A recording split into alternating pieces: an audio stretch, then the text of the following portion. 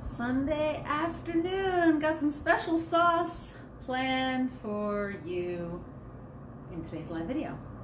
We finally come to the day we're talking about art. Isn't everybody tired of staring at their walls?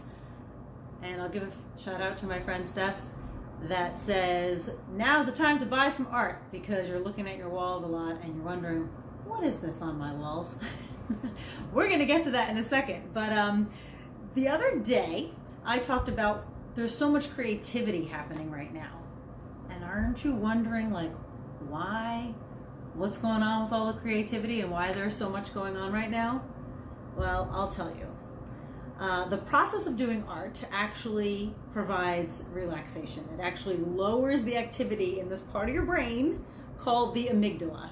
And that is the basic part of our brain that is involved for controlling emotions that are affected by stress. Now, emotions are everything, happy, sad, but also like anger, aggression, frustration.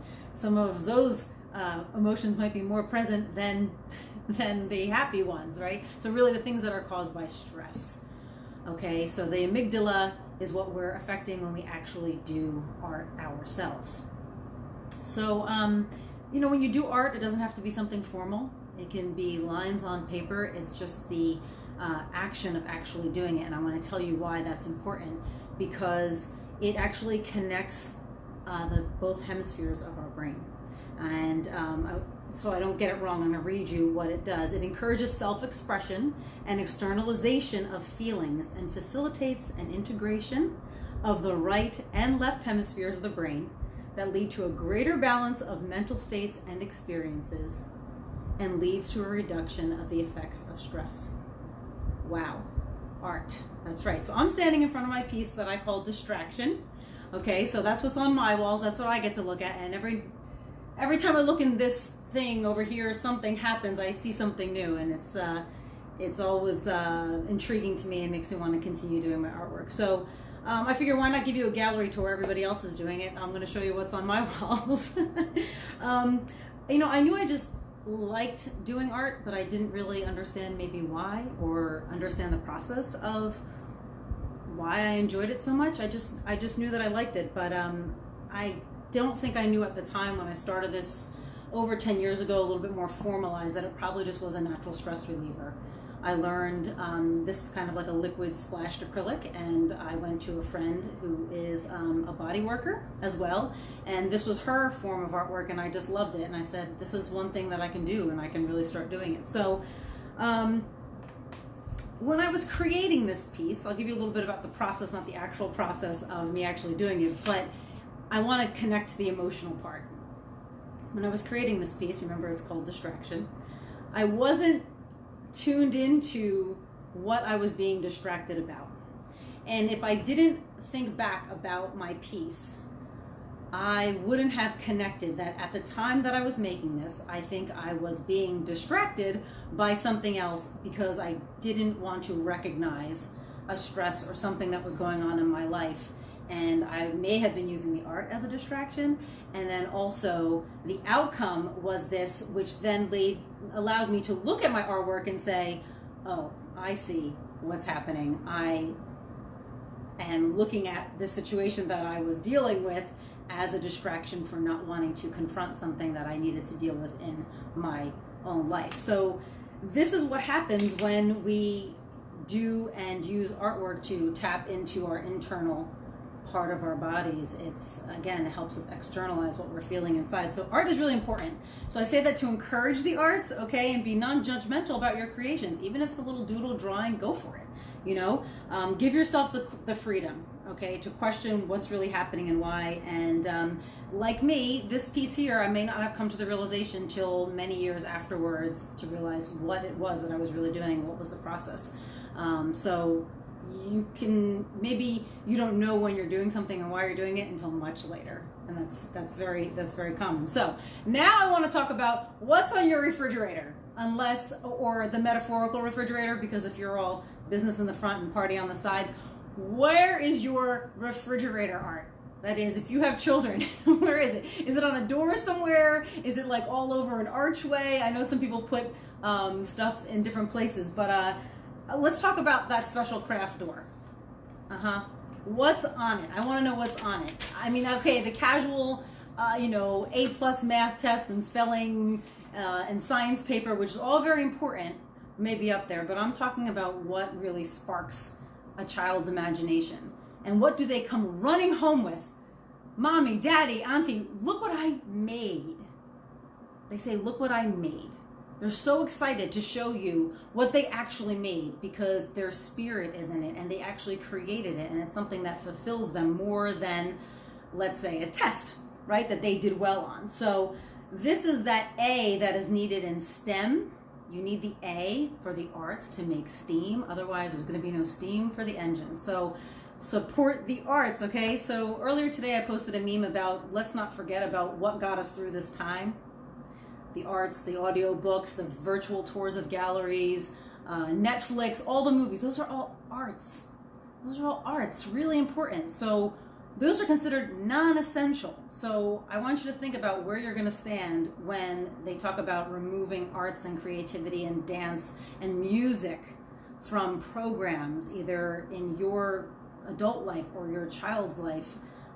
Think about how essential those are, because hopefully I've been able to now explain to you the connection for what it does to our brain and how it allows us to relax and decrease the stress in our life. So it's super important. So, this is why we might start doing art in the first place. It's fulfilling some deeper need for us. And again, it's that externalized expression of our internal feelings. It just helps us turn ourselves inside out, which is great. Again, it just helps us get to know ourselves a little bit more. So, and art just isn't about stimulating young people's brains. I want to read you something here about Alzheimer's and what it does for Alzheimer's. It can help bring back memories and reignite speech, which is why it is so helpful for people with Alzheimer's. While art won't eliminate the disease, it can help improve cognitive function and allow for patients to express themselves and help relieving symptoms like aggression. So now I want to talk about what's on your walls. I started that. We talked about what's on your refrigerator. What's on your walls? Why don't you take a good audit of what's hanging around on your walls? Is it a bunch of meaningless art? Is it just like stuff just to fill the wall, some decor? When you look at your artwork, that's for me, it should really ignite some memory, something that connects to you saying, oh yeah, I remember I went here this time, or I enjoyed this, or it should bring back a story, a memory. You want to be able to talk about why that piece is up on your wall and what's important to you. So this brings me right back to high school. And recently I've been connecting with some high school friends here on Facebook. And I don't know about you, but I remember my art instructors. In D Hall, we had halls that were lettered. So in D Hall, there was Burton and Giatropoulos. So Mr. Burton and Miss Giatropoulos. And what I made in Burton's class, I happen to remember, and the memory is so vivid for me, and it's insane. When I was thinking about talking about art, I thought, why is this memory so vivid for me? I made a clay coil pottery pot, like tons of little coils to make this, not a pot, but a vase. And I remember making this like it was yesterday. One, I spent a lot of time making it. Two, it is the process of slowing down. So it's that activating that amygdala that was decreasing the stress in my body and keeping me present. That's what I keep talking about, mindfulness and being present. And again, when I thought about talking about art today, I just realized this today, that I just can't believe how vivid that memory is of making that coil pot vase. So, and do you also notice that your art teachers are super chill? Okay, whether you took art in high school or college, you just wanted to be around them. They were like laid back, everything was fine, because they're creating art all day and they're not stressed out.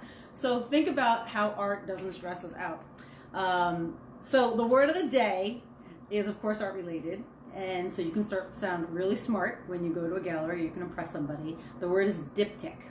And a diptych is just simply, it's a piece of art that is created in two parts. So a very typical diptych is like two pieces of artwork next to each other. I meant to bring up some other artwork that I made over like two panels, two screens. A very typical diptych would have been hinged in the center like on two panels. But that's the word of the day, diptych, and there's even such a thing as triptych, over 3 panels, okay? So I'm gonna close with support living artists, okay? Recently, I sold a piece of artwork to a new friend of mine on Facebook that we connected here on Facebook after he purchased it. And I cannot express to you the joy that I felt, and that then I was able to share with everybody else, having the experience of knowing that my artwork sold and that somebody was enjoying it. That wouldn't happen if you're buying artwork from somebody who's dead and past. Not to say that you shouldn't, but you can support living and local artists because they are creating and it's their expression, and then you get a piece of their spirit even, and a little piece of their soul is theirs that you share now in your life. And create the art, because it's going to speak to somebody. It's going to speak to somebody. Joanna's tuning in right now. She's an amazing artist. I bought some of her artwork. It was amazing because it, and also validates, saying like, yeah, I'm doing this for a reason and I like it. Whether or not somebody else likes it or not, I'm going to do it anyway. And you never know. You just never know how it's going to speak to somebody. So support living artists, buy art, buy local, and one last plug. I do have some artwork on Instagram, and it's OA_Vivian is my handle. So OA stands for original art _Vivian, OA_Vivian. I hope you had some art appreciation during my chat today, and that you can look around your walls and look around your home and see where you can further appreciate the arts in your life, as well as incorporate them more and do some yourself. Again, it's going to be a major stress reliever, even if it's just pencil on paper. It's taking the time and it's connecting both sides of your brain to allow your brain to rest and move away from the stress. So I encourage you, now's the perfect time to pick up some art and get creative. And your body is naturally calling you to do art because you want to feel balanced. I guarantee you, that's why all that creativity is coming out now. All the songs, all the artwork, people are really creative because the body naturally knows where it wants to find the balance and create art. Have a great day, everybody. Make art.